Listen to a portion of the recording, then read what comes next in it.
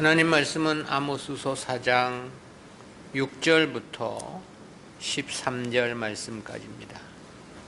제가 봉독합니다. 또 내가 너희 모든 성읍에서 너희 일을 한가하게 하며 너희 각처에서 양식이 떨어지게 하였으나 너희가 내게로 돌아오지 아니하였느니라. 이는 여호와의 말씀이니라. 또 추수하기 3달 전에 내가 너희에게 비를 멈추어 어떤 성읍에는 내리고 어떤 성읍에는 내리지 않게 하였더니 땅 한 부분은 비를 얻고 한 부분은 비를 얻지 못하여 말랐음에 두세 성읍 사람이 어떤 성읍으로 비틀거리며 물을 마시러 가서 만족히 마시지 못하였으나 너희가 내게로 돌아오지 아니하였느니라. 이는 여호와의 말씀이니라. 내가 풍제와 깐부기 재앙으로 너희를 쳤으며 밭종이로 너희의 많은 동산과 포도원과 무화과나무와 감람나무를 다 먹게 하였으나 너희가 내게로 돌아오지 아니하였느니라. 이는 여호와의 말씀이니라. 내가 너희 중에 연병이 임하게 하기를 애굽에서 한 것처럼 하였으며 칼로 너희 청년들을 죽였으며 너희 말들을 노략하게 하며 너희 진의 악취로 코를 찌르게 하였으나 너희가 내게로 돌아오지 아니하였느니라. 이는 여호와의 말씀이니라. 내가 너희 중에 성읍 무너뜨기를 하나님 내가 소돔과 고모라를 무너뜨림같이 하였으므로 너희가 불붙는 가운데서 빼낸 나무 조각같이 되었으나 너희가 내게로 돌아오지 아니하였느니라. 이는 여호와의 말씀이니라. 그러므로 이스라엘아, 내가 이와 같이 네게 행하리라. 내가 이것을 내게 행하리니 이스라엘아, 내 하나님 만나기를 예비하라. 대저 산들을 지으며 바람을 창조하며 자기 뜻을 사람에게 보이며 아침을 어둡게 하며 땅의 높은 데를 밟는 자는 그 이름이 만군의 하나님 여호와니라. 아멘. 오늘은 북이스라엘의 회개 거부와 심판 선언이라는 제목으로 말씀을 듣습니다. 앞선 4장 1절부터 5절은 북이스라엘의 상류층의 죄와 심판을 경고한 말씀이었습니다. 이어진 본문은 북이스라엘 백성 전체의 완악함을 지적하고 저들의 회개 거부로 인하여 하나님의 심판이 확정되었음을 선포하고 있는 말씀입니다. 하나님은 범죄한 이스라엘에게 회개의 기회도 주지 않고 심판을 확정하신 것은 아니었습니다. 충분한 경고와 회개의 기회를 주었음을 말씀하고 있습니다. 그동안의 역사에서 보면 무려 7가지 재앙을 통해 경고하며 회개의 기회를 주셨음을 말씀하고 있습니다. 때문에 그럼에도 회개하지 않았기에 이제는 돌이킬 수 없는 최종 심판이 확정되었음을 선포함이 본 단락의 주요 핵심입니다. 이 부분은 구속사적 교훈까지 크게 셋으로 구분해서 살펴봅니다. 첫 번째는 북이스라엘의 거듭된 회개 거부입니다. 6절부터 11절까지의 본문은 북이스라엘을 심판할 수밖에 없는 당위성을 설명해 가는 내용입니다. 이를 위해 하나님은 그동안 북이스라엘의 회개를 촉구하기 위해 내리신 7가지 재앙을 최종 심판의 당위성으로 제시를 하신 것입니다. 그중 첫 번째가 기근 재앙입니다. 6절 말씀이죠. 또 내가 너희 모든 성읍에서 너희 일을 한가하게 하며 너희 각처에서 양식이 떨어지게 하였으나 너희가 내게로 돌아오지 아니하였느니라. 이는 여호와의 말씀이니라. 여기서 일을 한가하게 했다는 이 원어적인 의미는 그들의 일을 깨끗하게 하셨다, 그런 뜻인데요. 이는 치아에 음식이 전혀 끼일 수가 없도록 먹을 음식이 핍절했다는 과장법입니다.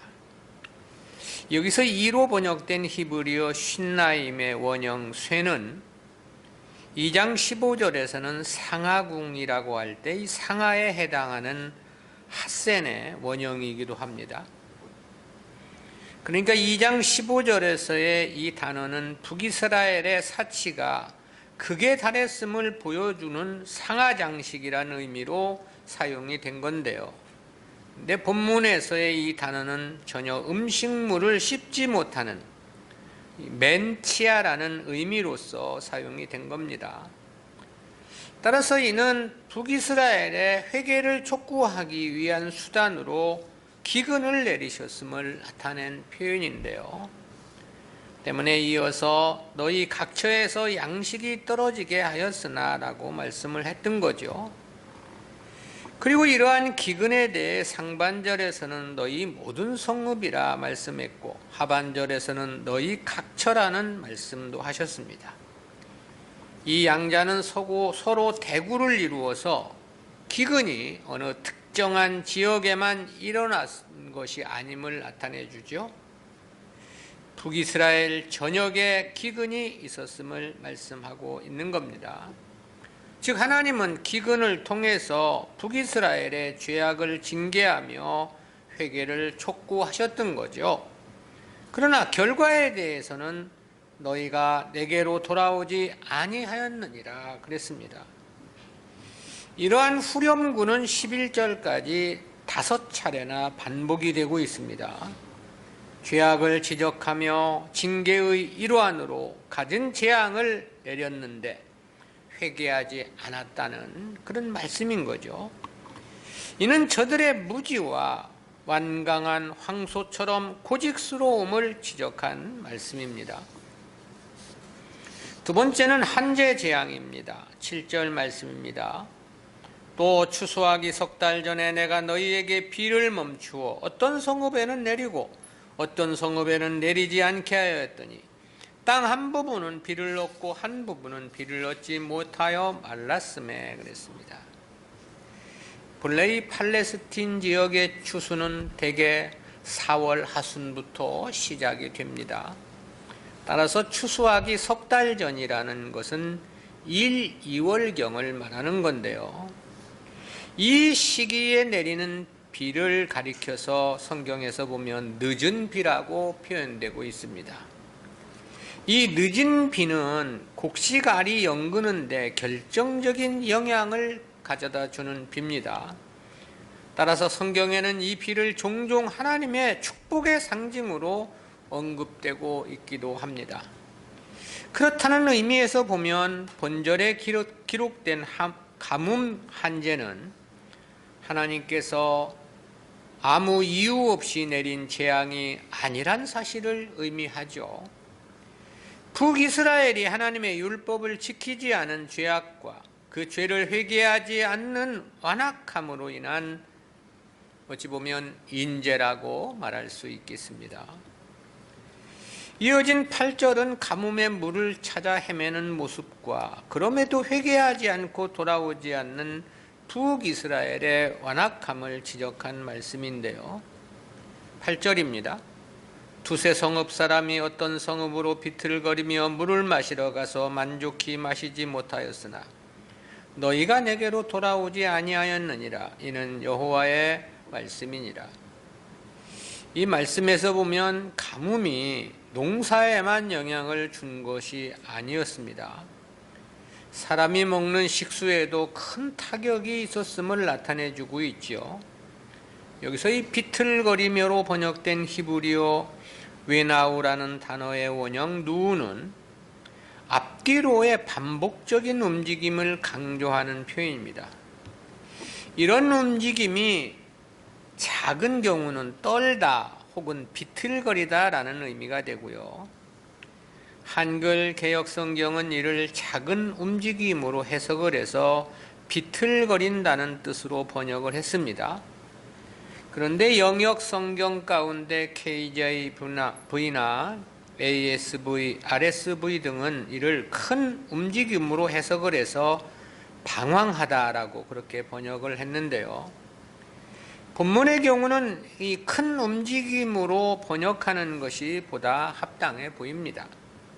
이는 사람들이 물이 있는 성읍이 어디인지 알지 못해 이곳저곳을 헤매는 모습을 묘사한 표현이기 때문에 그렇습니다.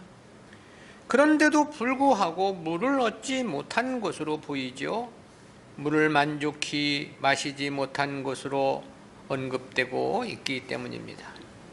그럼에도 저들은 깨닫지 못하고 회개하지 않았다는 측면에서 너희가 내게로 돌아오지 아니하였느니라 이는 여호와의 말씀이니라고 말씀을 했습니다. 세 번째는 풍재재앙인데요. 9절 서두에서 보면 내가 풍재와라고 말씀했죠. 이는 거센 바람 재앙을 나타냅니다. 이에 대해서 개정성경은 곡식을 마르게 하는 재앙이라고 번역을 했는데요. 풍재로 번역된 히브리어 쇠대파는 바람으로 인해 농작물이 입는 피해를 가리키는 단어입니다. 이 가나안 지역의 바람은 주로 아라비아 사막에서 불어오는 이 시로코라는 바람인데요. 농작물을 말라 죽게 하는 재앙을 일으키는 것으로 전해지고 있습니다. 그 바람이 얼마나 뜨거운지 요나서에 보면 그 박농쿨을 이렇게 덮고 있다가 하루 사이에 그 박농쿨이 다 바람에 말라 죽는 그런 경우도 말씀하고 있죠. 이 가뭄에다가 바람까지 거세게 불었다면 모든 것이 다 말라 죽었을 것이 아니냐 그런 생각도 해보게 됩니다. 네 번째는 해충 재앙입니다. 9절 하반절입니다.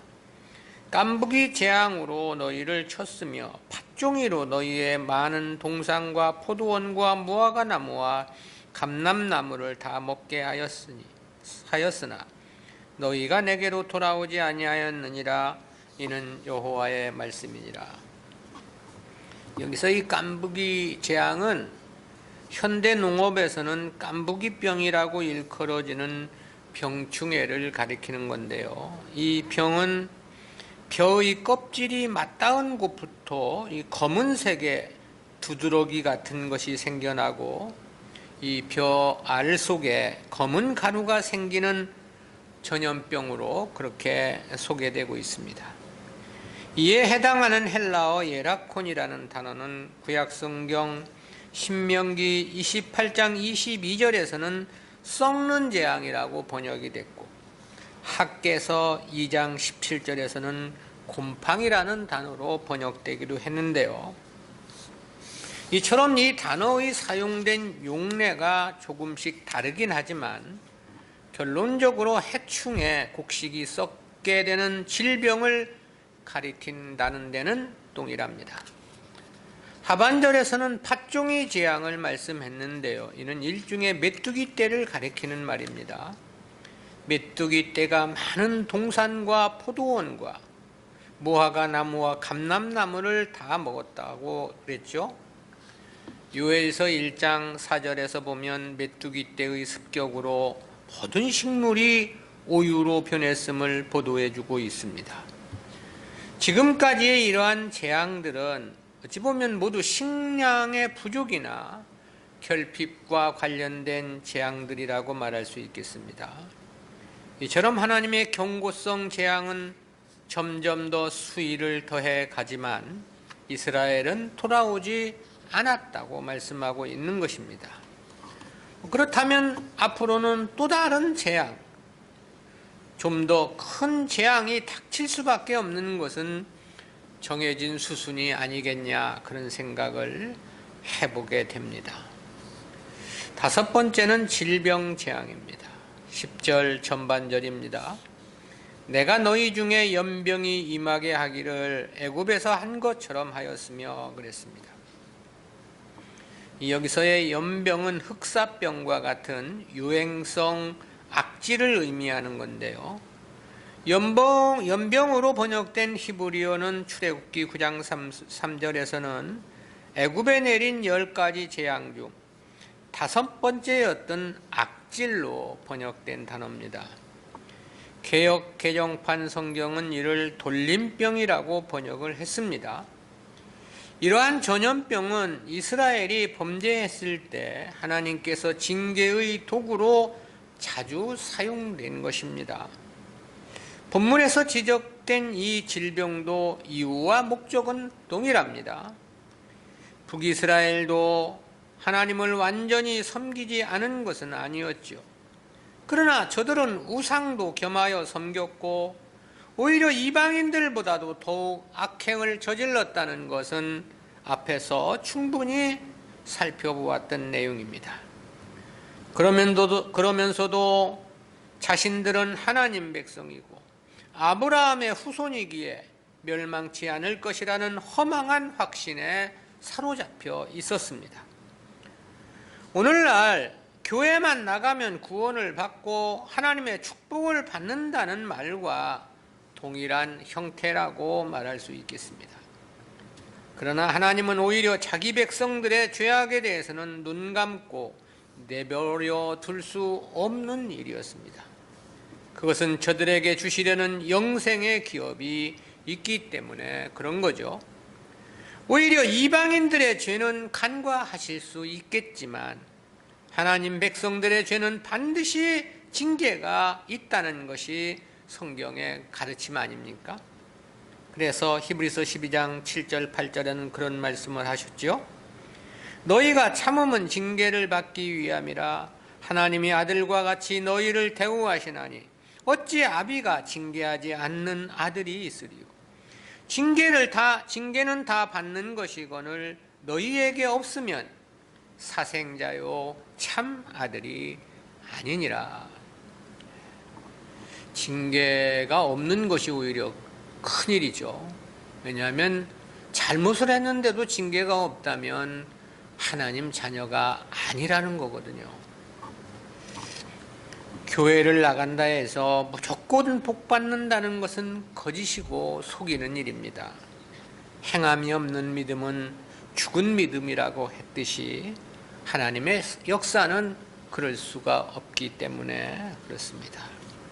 그리고 하나님이 주시는 복은 이 세상 복을 가리켜 말씀하는 게 아니죠.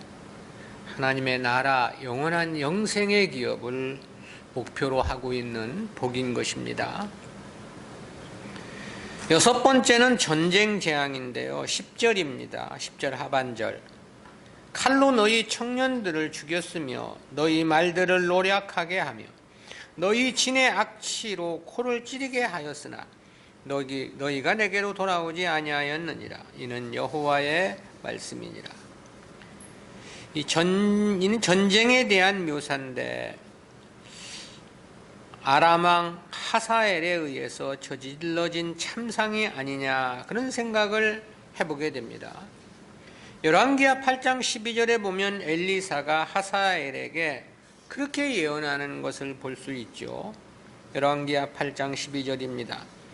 하사엘이 가로되 내 주여 어찌하여 우시나이까? 대답하되 네가 이스라엘 자손에게 행할 모든 악을 내가 알미라.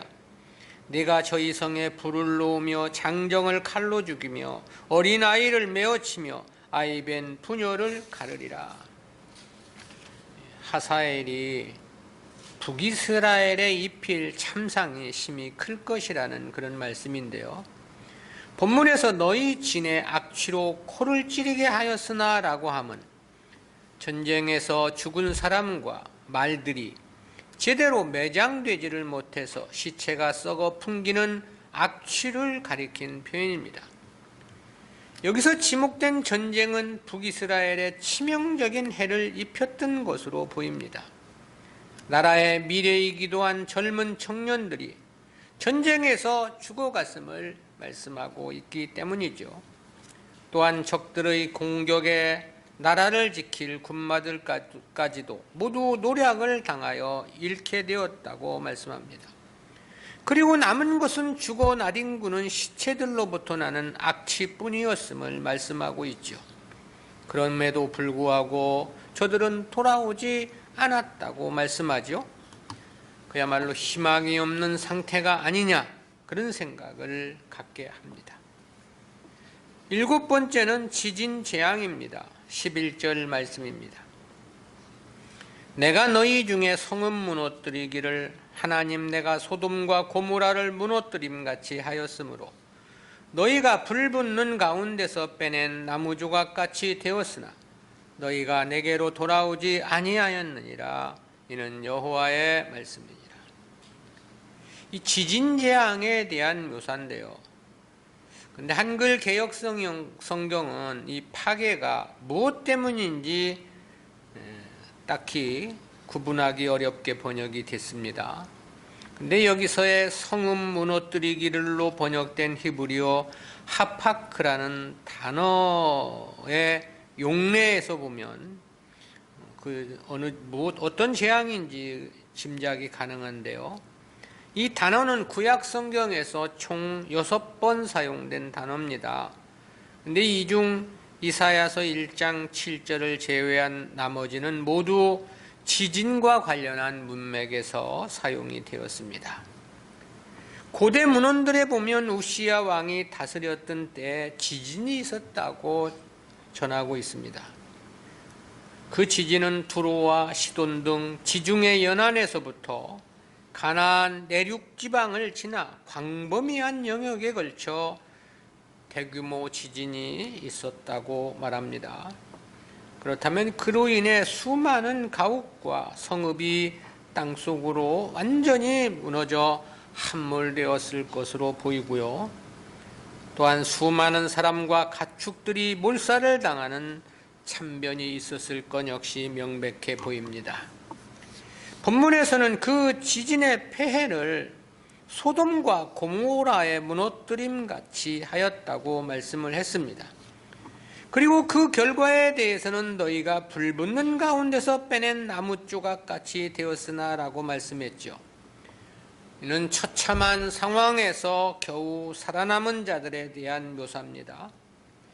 불붙는 가운데서 빼낸 나무 조각이라는 것은 사실 어디에도 쓸모없는 것임이 분명하겠죠.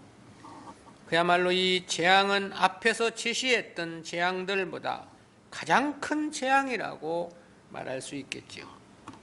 저들의 죄악을 지적하고 회개를 촉구하기 위한 재앙이 이처럼 점진적으로 수위를 더해가서 결국 지진의 재앙까지 당하게 되었던 겁니다.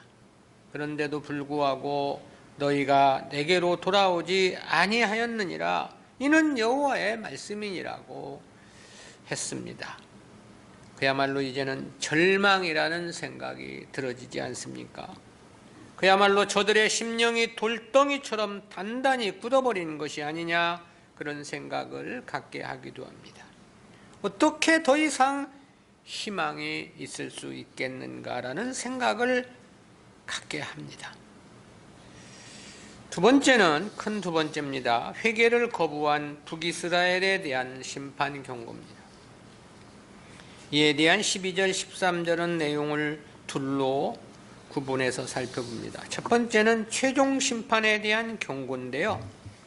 12절입니다. 그러므로 이스라엘아, 내가 이와 같이 네게 행하리라. 내가 이것을 네게 행하리니 이스라엘아, 네 하나님 만나기를 예비하라. 여기서 이 그러므로로 번역된 히브리어 라케는 앞에 7가지 재앙에도 회개하지 않았기 때문에 라는 그런 의미를 전달합니다.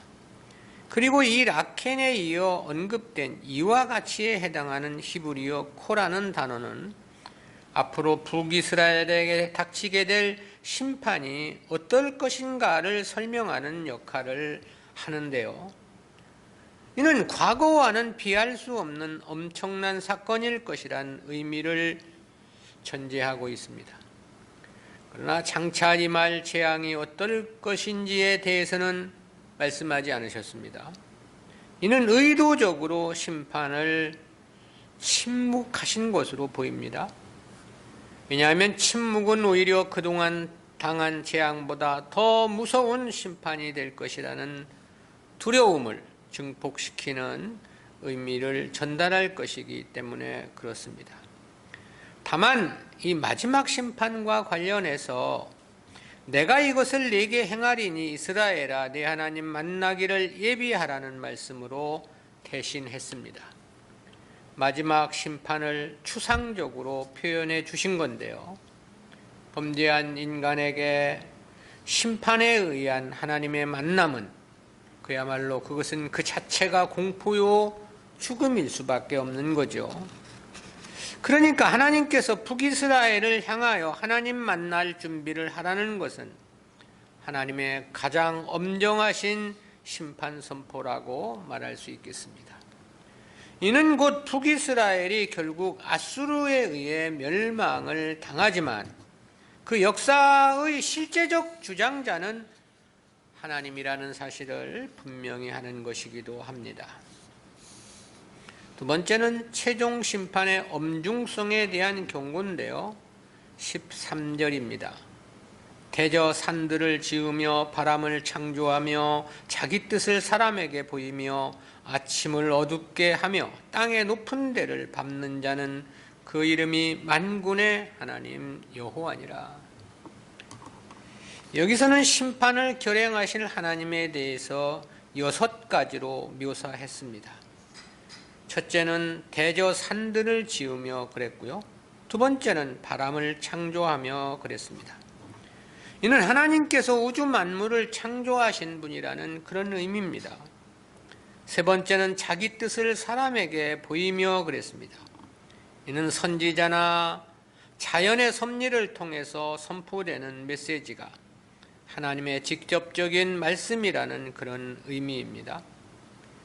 선지자들이 전하는 하나님의 뜻이나 자연을 통해서 주시는 하나님의 뜻을 가볍게 취급해서는 안 된다는 의미이기도 하죠. 네 번째는 아침을 어둡게 하며 그랬습니다. 이에 대해서 칼빈은 새벽과 어두움을 모두 만드신이란 뜻으로 해석을 했는데요. 이 견해를 따르면 아침을 만드신 이도 하나님이시고 밤을 만드신 이도 하나님이라는 의미가 됩니다. 즉 시간을 창조하시고 주관하시는 하나님이라는 뜻이기도 하겠죠.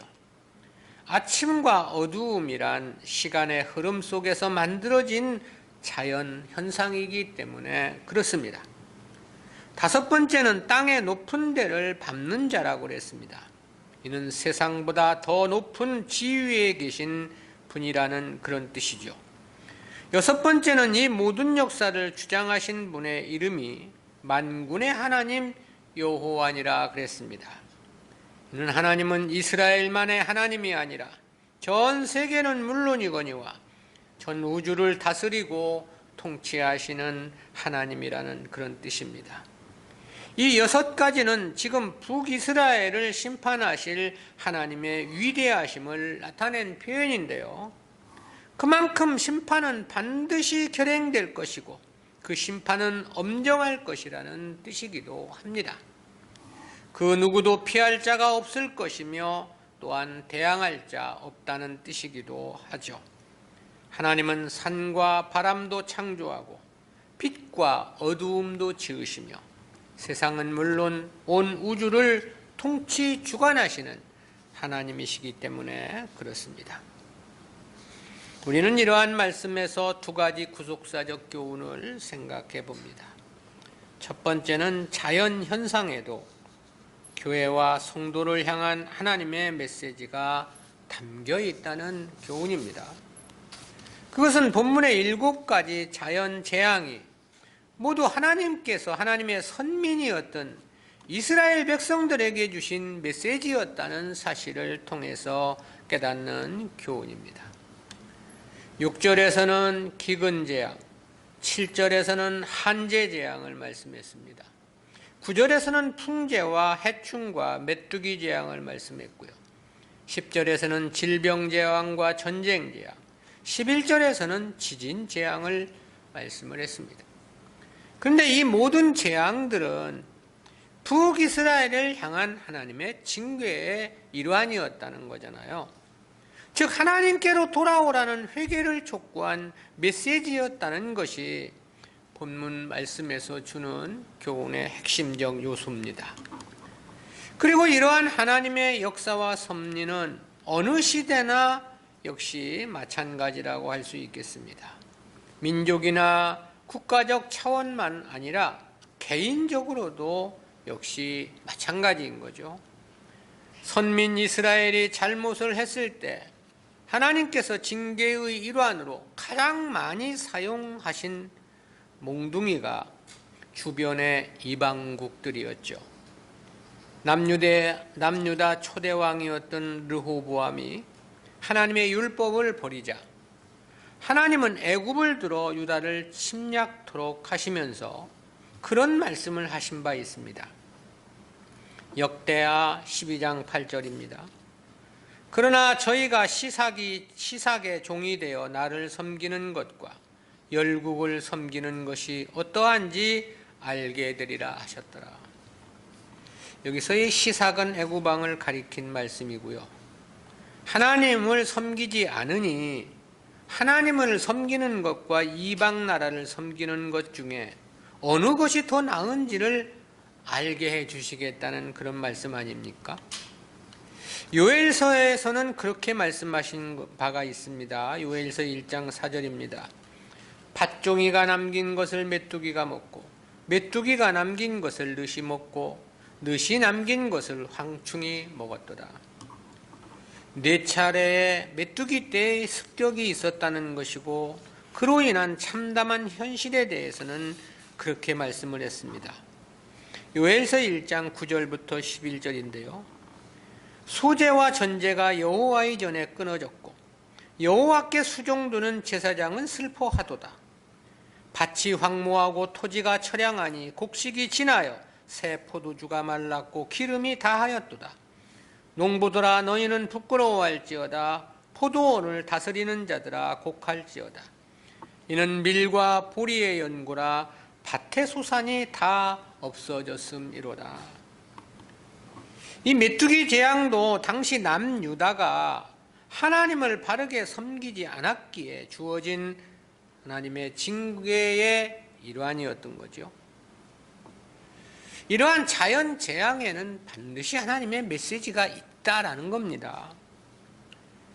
오늘날은 특별히 세계 전역이 코로나 바이러스가 창궐한 시대가 되었습니다.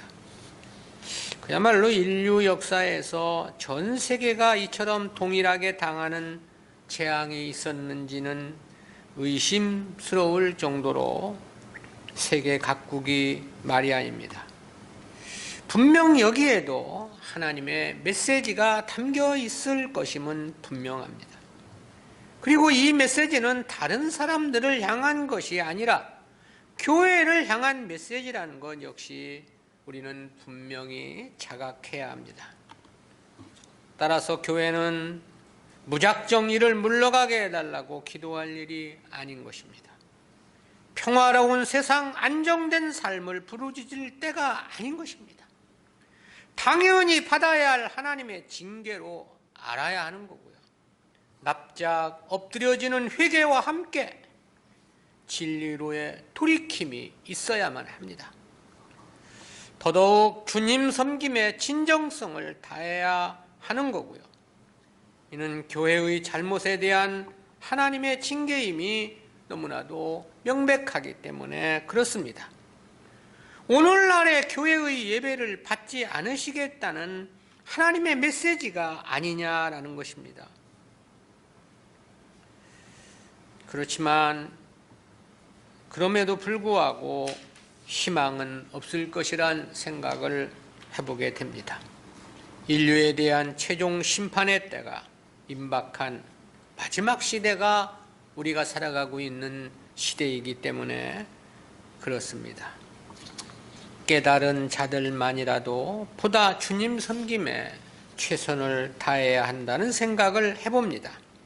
어차피 깨닫지 못한 자들은 이 당시 북이스라엘과 같은 운명에 처해질 것이 명백하기 때문에 그렇습니다. 두 번째는 성도의 명운은 오직 하나님께 있다는 교훈입니다. 그것은 마지막 13절에서 밝혀주신 하나님의 위대하심을 통해 깨닫게 되는 교훈입니다. 아모스는 하나님의 위대하심을 말하며 대저 산더를 지으며라고 했죠. 우주 만물을 창조하신 분이 하나님이시라는 그런 뜻이고요. 또 바람을 창조하며 그랬습니다. 산이 유형의 창조물을 가리킴이라면 바람은 무형의 창조물을 가리킨 말씀입니다. 그러니까 유무형의 모든 존재들을 지으시니가 하나님이시라는 그런 뜻이 되는 거죠. 또 아침을 어둡게 하며 그랬습니다. 칼빈은 이를 새벽과 어두움을 모두 만드신이란 뜻으로 해석을 했다고 그랬죠.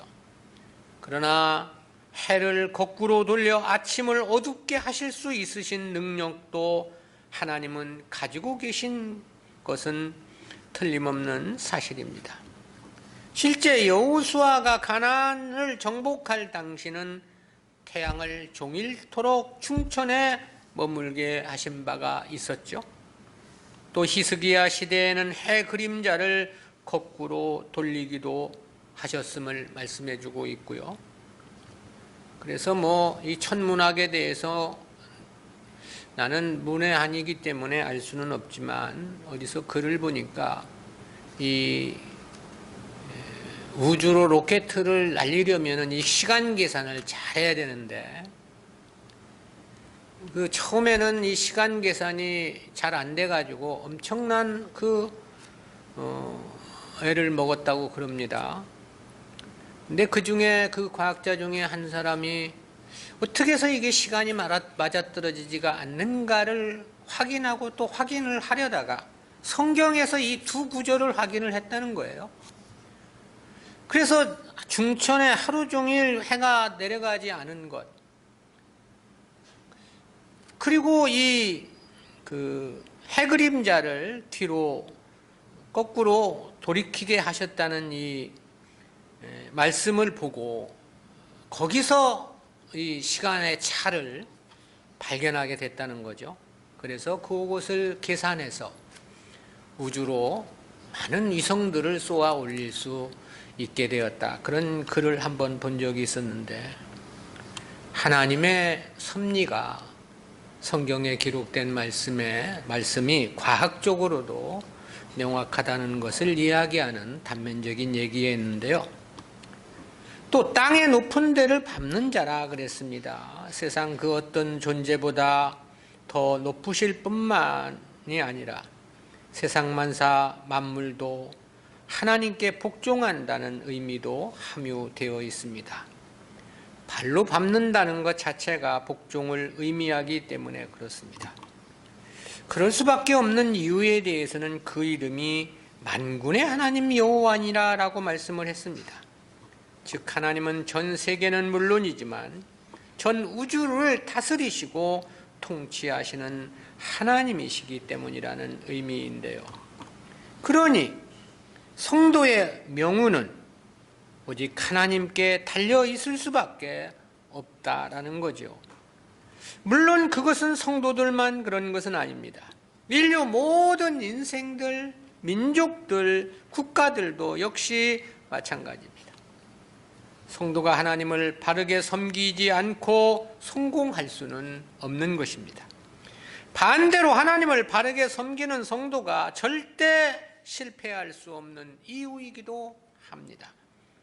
왜냐하면 하나님은 유무형의 모든 것을 창조하시고 아침도 어둡게 하실 수 있는 만군의 하나님 여호와이시기 때문에 그렇습니다. 우리가 하나님 섬김을 적당히 해서는 안 되는 이유이고요. 그저 믿는 신용만 내고 모양만을 갖추어서도 안 되는 일입니다. 세상은 다 속일 수 있어도 하나님을 속일 수는 없기 때문에 그렇습니다. 마음과 뜻을 다한 하나님 섬김이 필요합니다. 주님 역사에 보다 열심을 내야 하고 보다 정성을 다한 헌신과 충성이 요구됩니다. 모든 것의 명운은 오직 하나님께 달려 있겠지만 성도들의 명운은 더욱더 그럴 수밖에 없기 때문에 그렇습니다. 이 한 주간도 하나님이 기뻐하시는 일에 마음을 쏟는 한 주간이 되어야 하겠습니다. 기도합니다. 사랑의 하나님, 은혜를 감사합니다. 북이스라엘 하나님의 선민들에게 그들이 하나님의 말씀에 순종하지 않을 때 수많은 징조, 경고, 그리고 재앙을 통해서 돌이키기를 원하셨던 하나님의 뜻이 무지한 저들의 행위가 그 말씀을, 그 하나님의 뜻을 거부하고 끝까지 순종치 아니함으로 말미암아 멸망을 선포하시는 하나님의 말씀을 들었습니다. 자연 속에서도 하나님의 메시지가 담겨 있다는 사실을 깨닫게 해 주심 감사하옵고, 우리에게 주어진 환경이나 모든 역사가 나를 사랑하시고 나를 더욱더 하나님의 나라 영광의 기업에 이르게 하시려는 하나님의 선하신 뜻이 있다고 하는 사실을 깨달아 현실 속에서도 하나님의 민감하신 그 음성을 깨달아 알도록 주여 도와주심으로 우리가 주님 뜻에 합당한 삶으로, 주님 마음에 합한 삶으로 살아갈 수 있도록 은혜와 은총을 더하여 주시옵소서. 감사드리옵고 예수님의 이름으로 기도드리옵나이다. 아멘.